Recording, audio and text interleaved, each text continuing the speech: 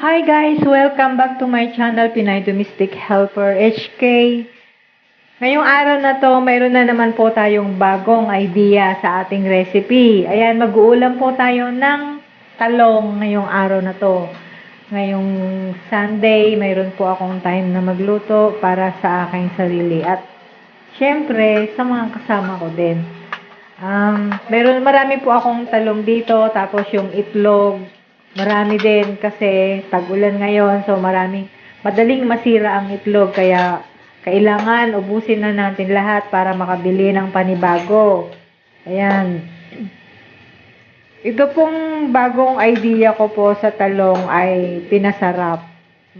Itong ibang talong po, nilaga ko na yan. Tuturtahin ko po yan mamaya. Gagamitin ko po yung iba na ingredients sa gagawin kong pinasarap kong talong. Mayroon po akong naisip na bagong recipe. Kaya dito po sa video na to, ipapakita ko po sa inyo kung paano ko po ginawa at sana po magustuhan nyo po ang recipe na to.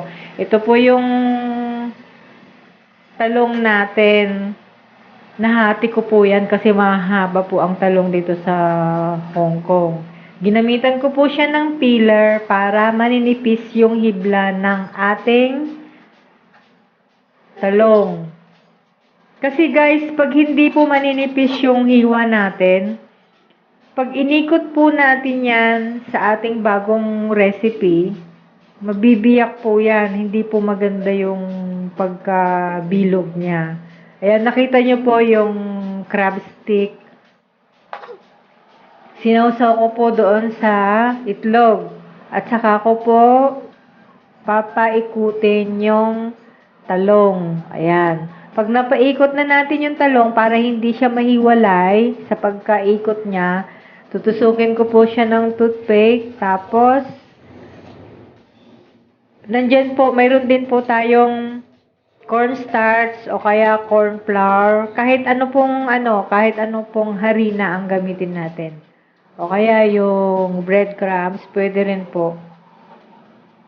Ayan, tapos isasawsaw natin yan para magiging crunchy rin siya pag prinito natin. Ayan. At yung mga hindi po magamitan ng peeler diyan sa talong. Huwag po natin sayangin, huwag po natin itapon. Ilaga po natin yun guys para ihalo natin diyan sa ating torta. Ayan, nakita nyo naman po kung paano ko ginamitan ng peeler ang talong. Ayan. Guys, subaybayan nyo na lang po kung paano ko po ginawa ang bago ko pong idea sa pinasarap na talong. At sana po subaybayan din nyo po ang H Family Cooking Idea at nandoon po yung ibang idea ko po sa pagluluto at idea po ng aming pamilya. At paki-subscribe na rin po at paki-press na rin po ang notification bell para ma-notify kayo sa mga susunod pang video.